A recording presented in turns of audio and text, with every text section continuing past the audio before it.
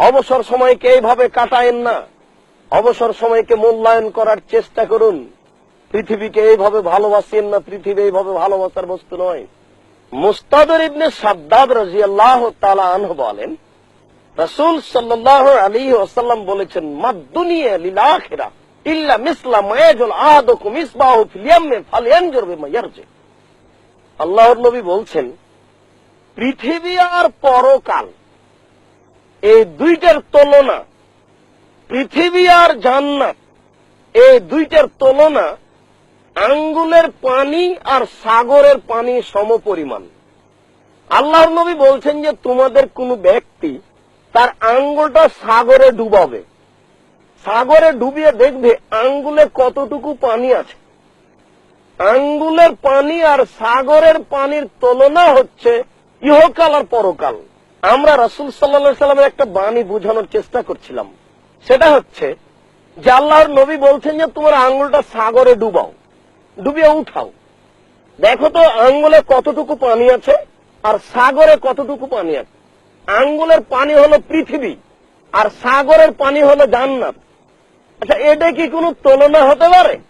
আঙ্গুলে না হয় 1 ফোঁটা পানি আছে, 1 ফোঁটা পানি নেই, অর্ধ ফোঁটা আছে।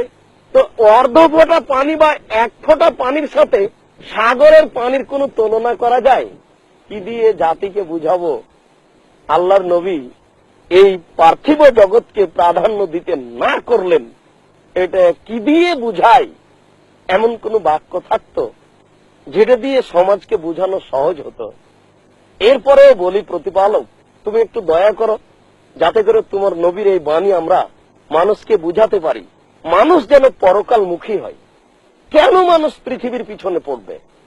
আল্লাহর নবী বলছেন যে আল্লাহ তাআলা বলছেন, মা দাবতুল ইবাদিয়াস সলিহিনা, আমি আমার ভালো বান্দাদের জন্য এমন কিছু রেখেছি, মা রাআত আইনুন, যা চোখ কোনদিন দেখেনি, ওয়ামা সামিয়াত উযনুন, যা কান কোনদিন শুনেনি, ওমা খাতারা বিকলবে বাশার, মানুষের অন্তর কোনদিন পরিকল্পনাও করেনি।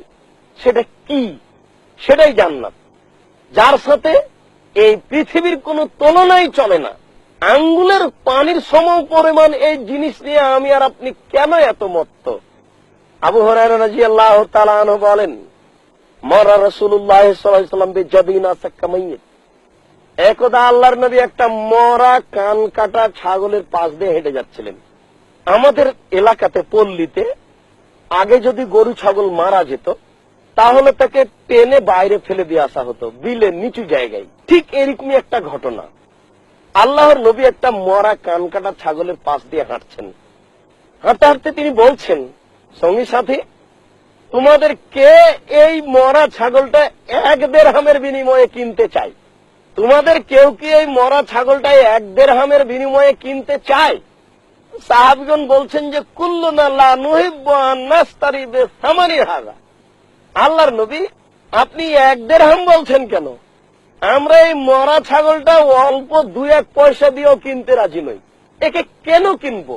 একে তো মরা, একে তো ছোট, এরপরেও কান কাটা, চামড়াও কাজে লাগবে না, একে নিব কেন?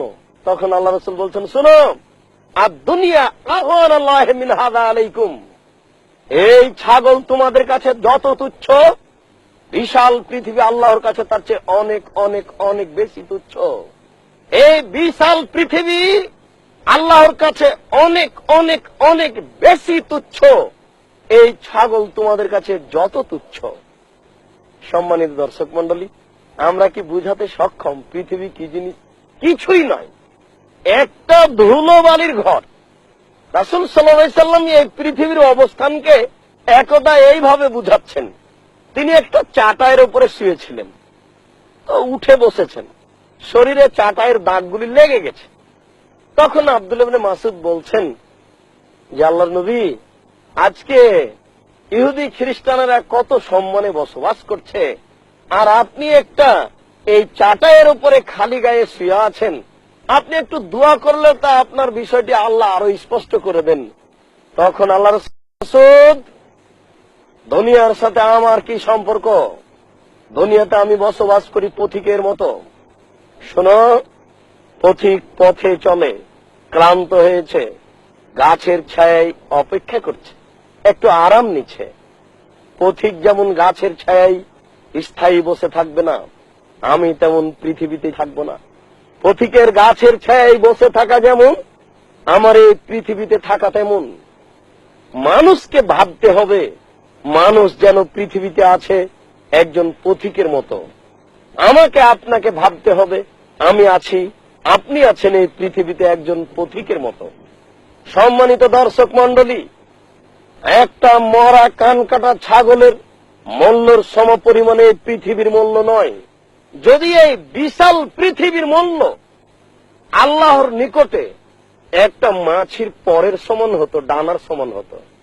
সম্মানিত দর্শক মণ্ডলী, আচ্ছা, একটা মাছি ডানা ঝরে পড়েছে, পর ঝরে পড়েছে, বলেন তো ওর কি দাম আছে?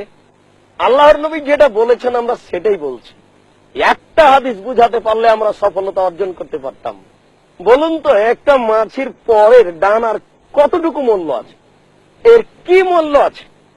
আল্লাহর নবী বলছেন যে একটা মাছির ডানার পরের সমান যদি এই সারা পৃথিবী মূল্য হতো, তাহলে আল্লাহ তাআলা কোন কাফেরকে এক ঢোক পানি পান করার সুযোগ দিতেন না। সম্মানিত দর্শক মণ্ডলী, সারা পৃথিবীর মূল্য একটা মাছির ডানার সমপরিমাণ নয়। এতটুকু আল্লাহ তাআলা হিসাব করলে যারা সালাত আদায় করে না তাদের পৃথিবীতে বসবাসের সুযোগ হতো না। যারা যাকাত দেয় না তাদের পৃথিবীতে বসবাসের সুযোগ হতো না। যারা আল্লাহকে মানে না, যারা নবীকে মানে না, তাদের পৃথিবীতে বসবাসের সুযোগ হতো না। আমরা বলতে চাই যে আমি আপনি পৃথিবীকে যেভাবে মূল্যায়ন করছি, এই মূল্যায়ন ভুল হচ্ছে। এতে আমাদের পরকাল হারাবে। মরলে আমরা অনুরোধ করব এইভাবে যেন পৃথিবীকে মূল্যায়ন না করি।